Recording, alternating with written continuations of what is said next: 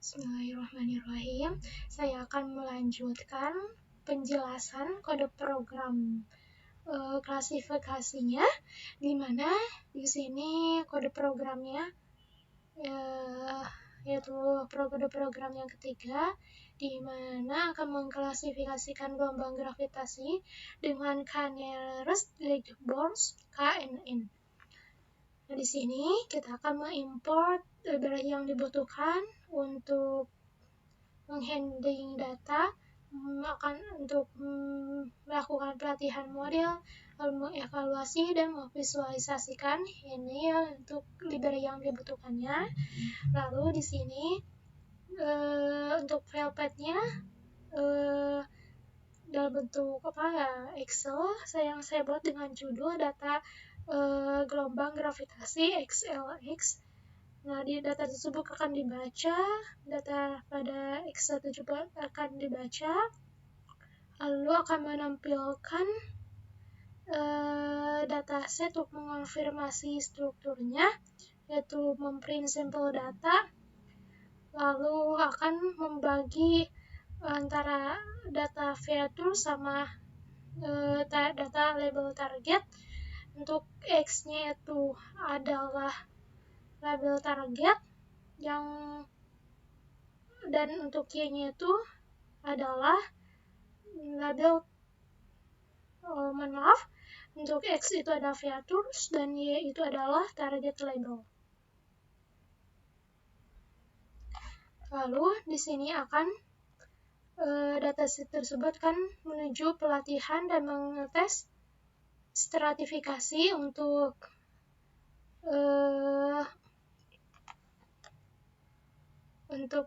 keseimbangan klasifikasi. Di sini adalah X-train, X-test, Y-train, Y-test, Y-train sama dengan train, test split X, Y dengan ukuran tesnya itu adalah 0,2 dan keadaan randomnya itu 42 dan stratify-nya itu Y. Lalu akan melakukan normalisasi feature dengan scalar sama dengan standard scalar. Lalu X-train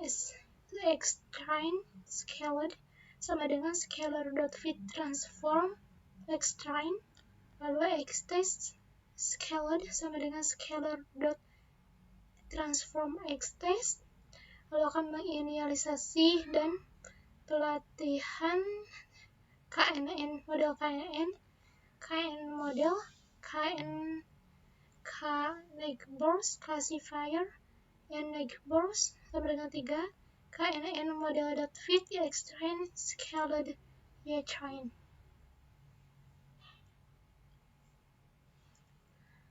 Lalu setelah itu akan melakukan atau membuat prediksi untuk tes tersebut dengan Y-pred sama dengan KNN model predict X-test scaled. Lalu akan mengevaluasi model untuk akurasinya, digunakan kode seperti ini, lalu klasifikasinya dan coefficient matrixnya. Lalu akan pada layar tersebut akan menampilkan hasil evaluasinya dengan memprint model akurasi, lalu memprint juga klasifikasi hasil dari klasifikasinya. Lalu akan ditampilkan juga coefficient matrix dengan X labelnya itu predict, Y labelnya itu ada actual, dan dengan judul coefficient matrix untuk gravitational wave width KNN. Lalu di sini juga akan menampilkan klasifikasi berdasarkan dua vektor, yaitu vektor frekuensi dan amplitudo, di mana untuk X-nya itu ada frekuensi, Y-nya itu ada amplitudo dengan judul gravitational wave classification visualisasi based on frequency dan amplitudo, dan akan menampilkan grafiknya. Langsung saja kita run.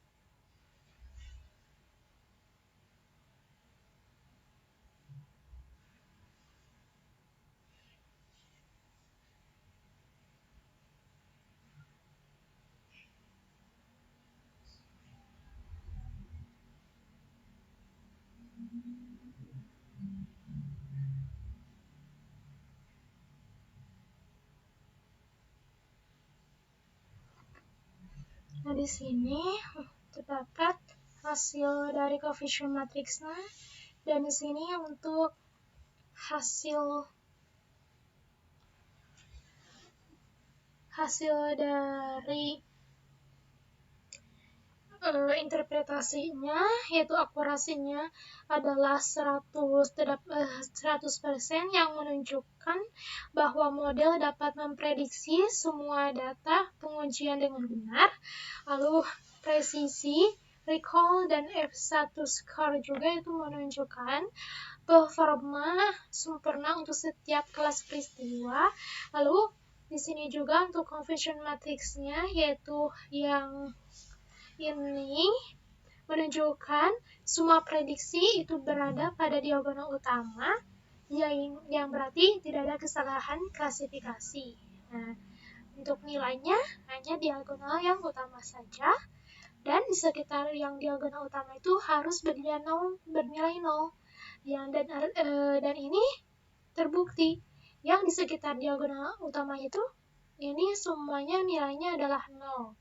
Dan hasil itu membuktikan bahwa tidak ada keeroran dan tidak ada kesalahan klasifikasi atau akurasinya 100%. Lalu lanjut ke kode program yang keempat.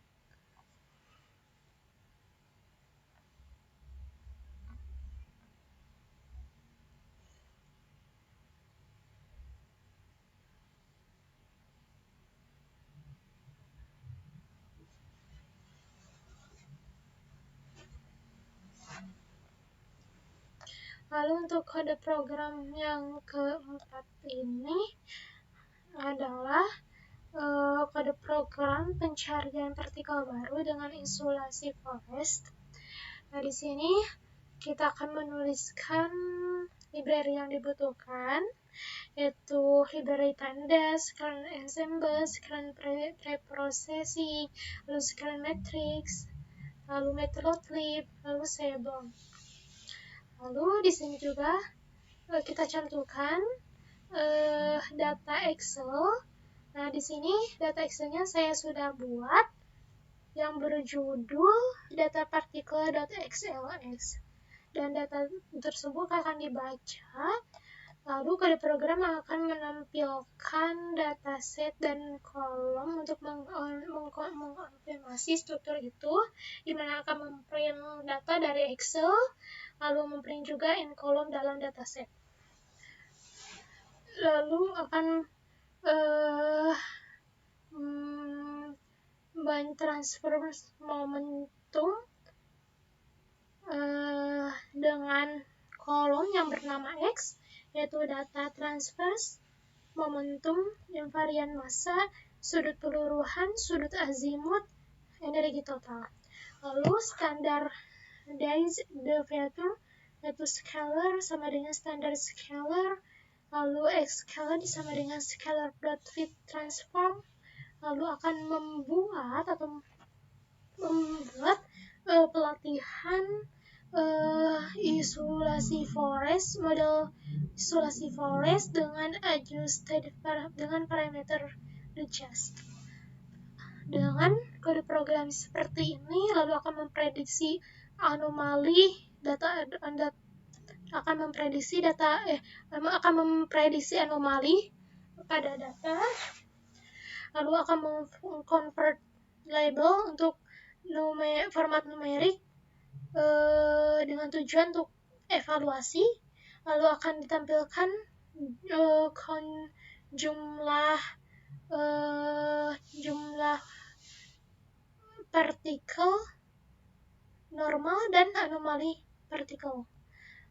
Lalu akan mengevaluasi klasifikasi report dan coefficient matriksnya, lalu akan menampilkan coefficient matrix. Selain itu juga akan menampilkan anomali di variasi massa dan transverse momentum.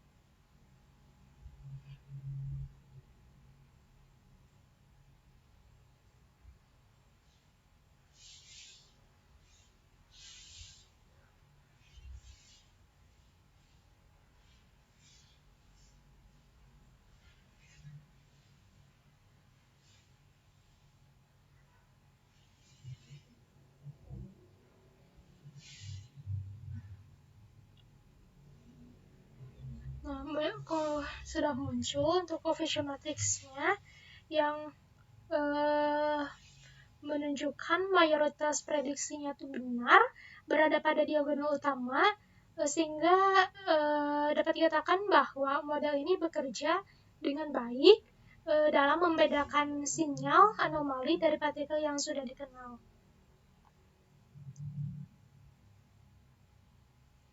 Nah, ini juga merupakan precision, recall, dan X-status score. Nah, model ini tuh memberikan performa yang baik dalam mendeteksi anomali.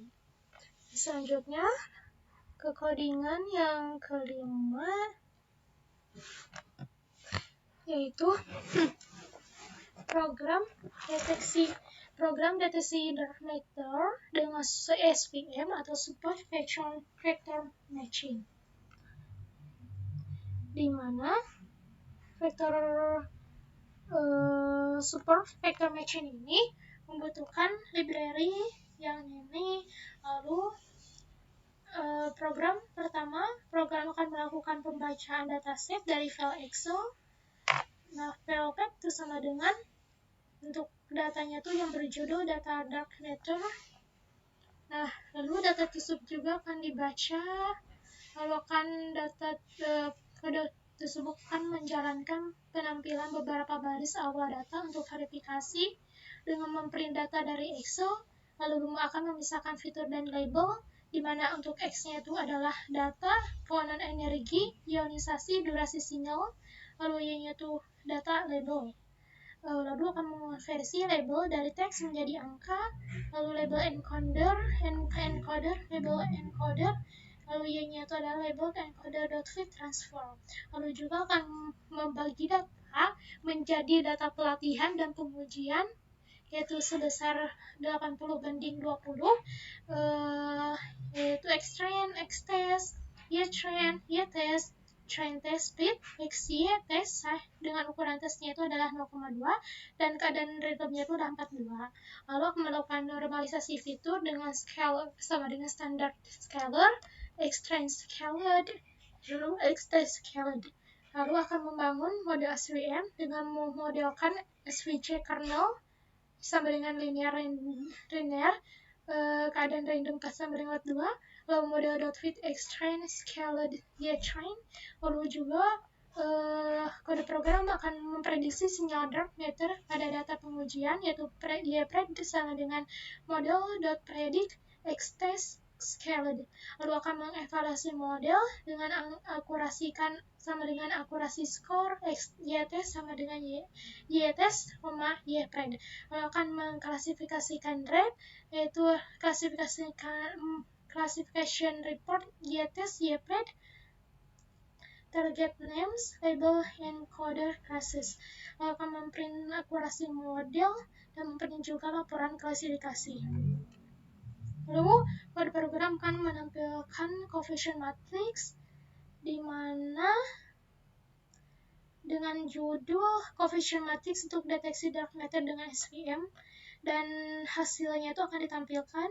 Lalu kode program akan memvisualisasi perbandingan nilai sebenarnya dan prediksi untuk pohonan energi.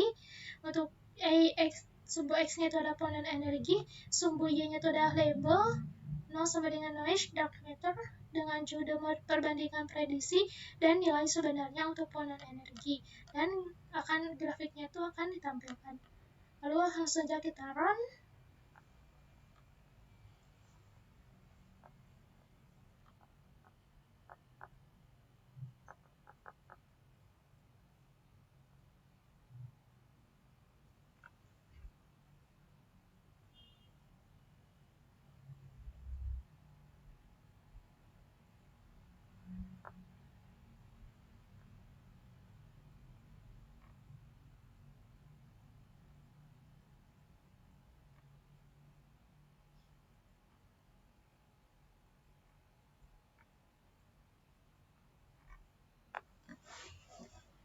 Nah, hasilnya itu menunjukkan bahwa coefficient matrix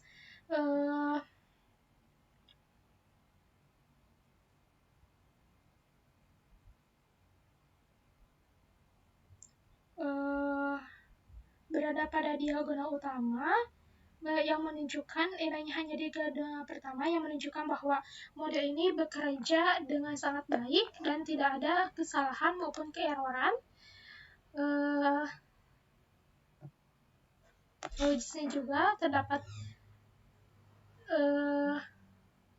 visualisasi model selama pelatihan dan prediksi, memberikan pemahaman mengenai akurasi dan distribusi model, dan interpretasi hasil prediksi ini tuh model machine learning ini mampu membedakan sinyal dark matter dari noise dengan akurasi tinggi, yang menunjukkan bahwa fitur seperti energi fonon dan ionisasi memiliki informasi yang cukup untuk membedakan sinyal. Nah, validasi eksperimen itu adalah hasil prediksi dari model ini sebaiknya divalidasi dengan data eksperimen lanjutan yang diambil dalam kondisi berbeda atau dari detektor lain untuk memastikan model itu bekerja pada variasi data yang lebih luas. Ini untuk perbandingan prediksi dan nilai sebenarnya untuk fonon RDP. Lalu di sini ada precision, akurasi, F1 score yang menunjukkan performanya itu yang sangat baik untuk mendeteksi dark matter dan membedakan dari noise. Lalu masuk ke codingan yang ke-6. Sebentar. Ini udah kode program yang ke-7. Di mana kode program yang ke-7 itu untuk memprediksi massa elektron dari CERN data dengan random forest. Nah, di sini kita akan melakukan import library, beberapa library yang dibutuhkan, lalu juga akan membaca dataset dari file CSV, yaitu dengan judul di electron CSV. Nah, data tersebut itu akan dibaca, lalu mengambil 10.000 sampel acak dari dataset, lalu kode program akan menghapus baris dengan nilai NaN di kolom target M, lalu akan memisahkan fitur dan target. Setelah itu akan membagi data menjadi data pelatihan dan pengujian sebesar 80:20, lalu akan menormalisasi fitur, lalu akan membangun model random forest untuk regresi, lalu juga akan mengevaluasi dengan cross validation untuk melihat performa model, lalu akan memprediksi massa invarian pada data pengujian, dan akan mengevaluasi juga model pada data pengujian, lalu akan memvisualisasikan hasil prediksi versus nilai sebenarnya, lalu akan memvisualisasikan distribusi error. Yang garis besarnya kode program ini akan berjalan seperti itu. Nah, itu untuk kode programnya. Langsung saja kita run untuk melihat hasilnya.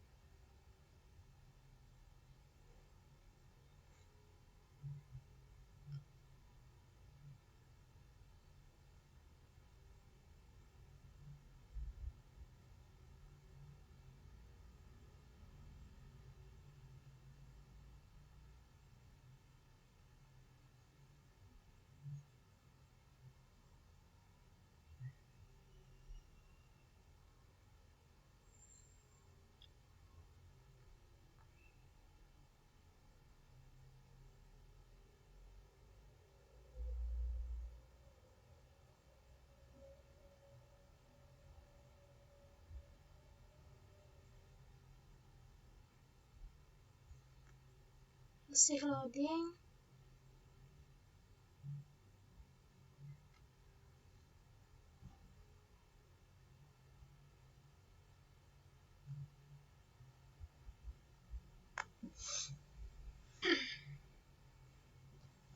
Sebentar, masih loading.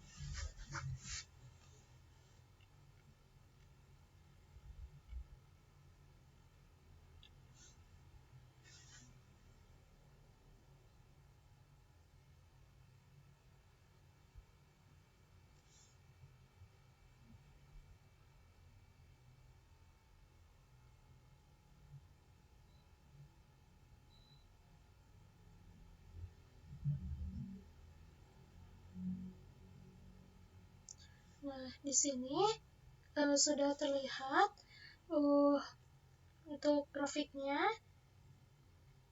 Plot ini tuh menunjukkan hubungan antara masa invarian prediksi dan masa invarian sebenarnya.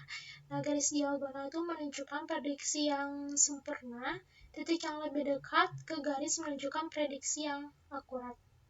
Jadi, setiap titik-titik yang ini, ketika dekat dengan garis yang ini, maka titik tersebut itu memiliki prediksi yang akurat. Lalu lanjut ke kode program yang ke-8.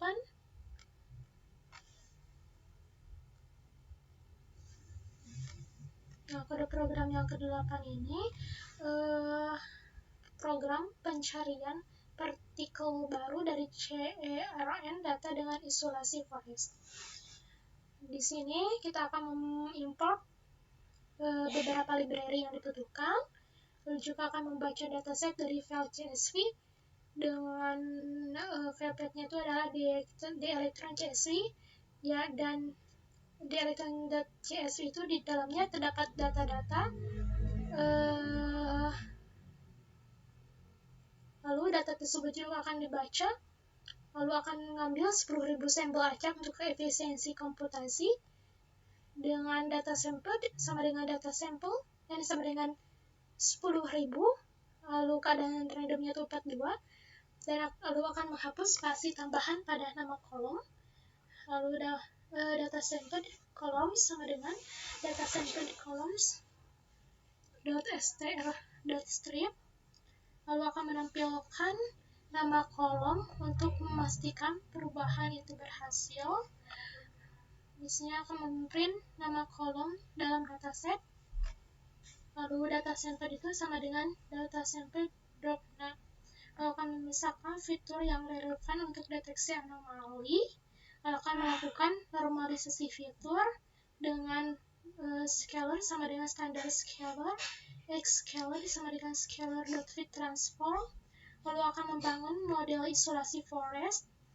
Setelah itu kita akan menentukan skor anomalinya itu, lalu akan melakukan filter peristiwa anomalinya, lalu akan memvisualisasikan distribusi skor anomalinya, dan akan memvisualisasikan anomali versus normal berdasarkan dua fitur utama, misal E1 dan E2.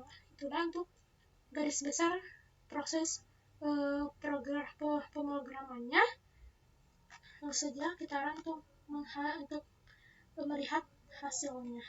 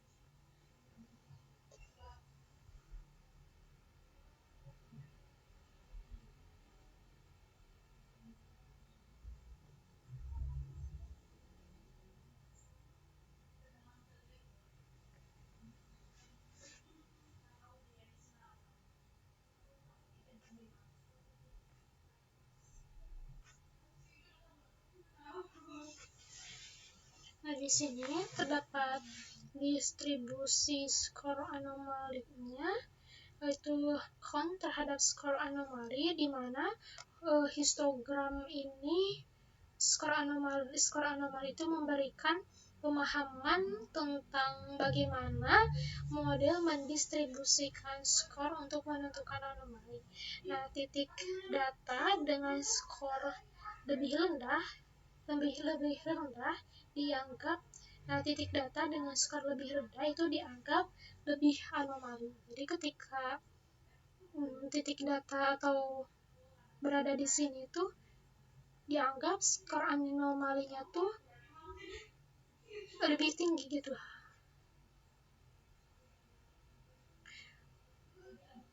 Di sini juga terdapat gambar visualisasi anomali versus normal.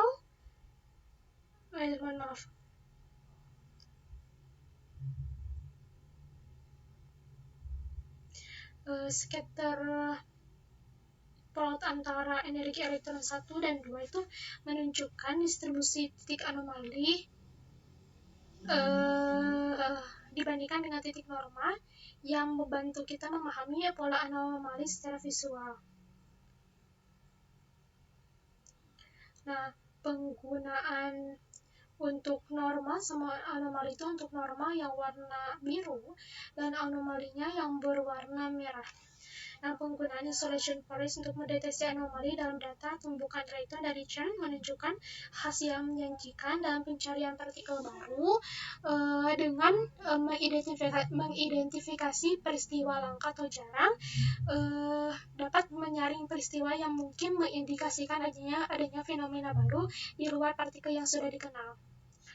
Nah, untuk modul atau kode program ke-8 intinya seperti itu.